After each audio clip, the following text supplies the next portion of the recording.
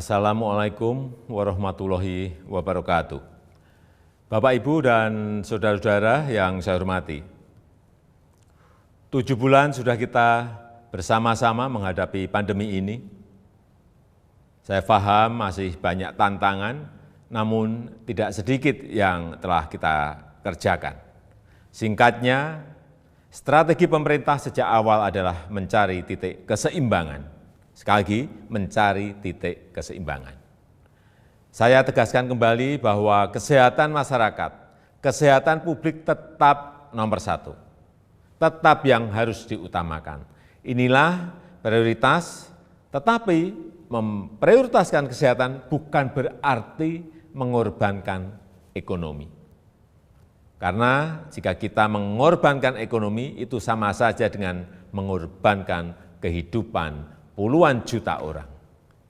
Ini bukan opsi yang bisa kita ambil. Sekali lagi, kita harus mencari keseimbangan yang pas. Oleh sebab itu, saya dan seluruh jajaran pemerintah selalu berupaya mencari keseimbangan itu. Tidak perlu sok-sokan akan melockdown provinsi, melockdown kota, atau melockdown kabupaten, karena akan mengorbankan kehidupan masyarakat. Tapi kita tetap serius mencegah penyebaran wabah supaya tidak meluas. Hasilnya bagaimana? Ini yang terpenting. Mari kita menilai berdasarkan fakta dan data dan bukan berdasarkan kira-kira. Saya bisa mengatakan penanganan COVID-19 di Indonesia tidak buruk, bahkan cukup baik. Maka saya hanya bicara fakta. Dalam jumlah kasus dan jumlah kematian, Indonesia jauh lebih baik ketimbang negara-negara lain dengan jumlah penduduk yang besar. Sebaiknya kalau membandingkan, ya seperti itu.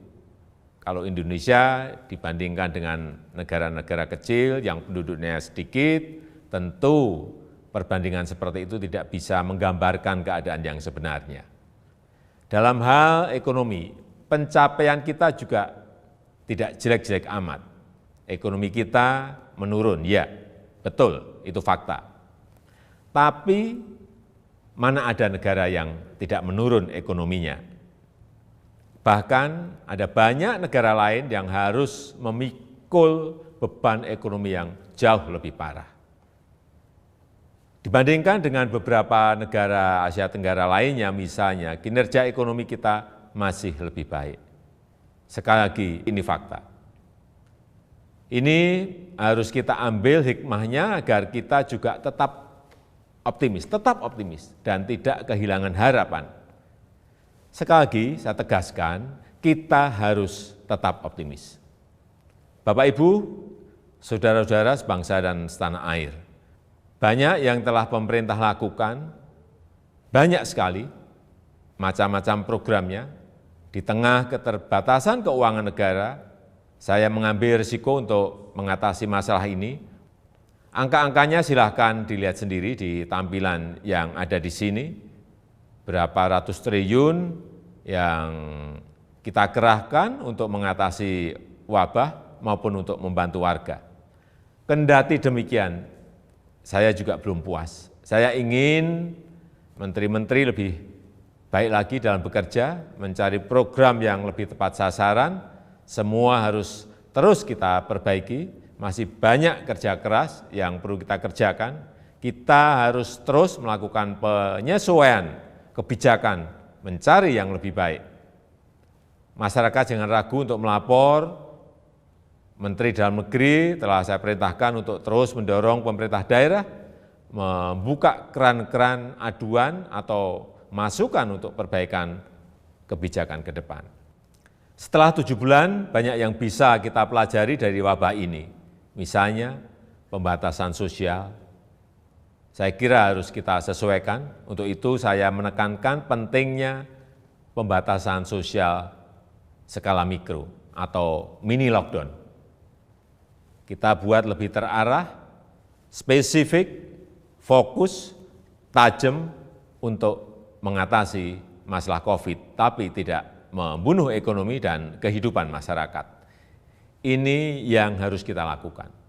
Penyesuaian kebijakan itu jangan dianggap pemerintah mencela-mencela. COVID ini masalah baru. Seluruh dunia juga sama, belum ada negara yang berani mengklaim sudah menemukan solusi yang terbaik. Tiap negara juga berbeda-beda masalahnya, berbeda cara dalam menanganinya. Jadi kita pun harus terus menyesuaikan diri, mencari cara terbaik yang paling cocok dengan situasi kita. Sekali lagi, pencapaian kita sejauh ini tidak buruk. Angka-angkanya jelas, tapi jangan membuat kita terlena. Kita harus waspada, kita harus tetap bekerja keras.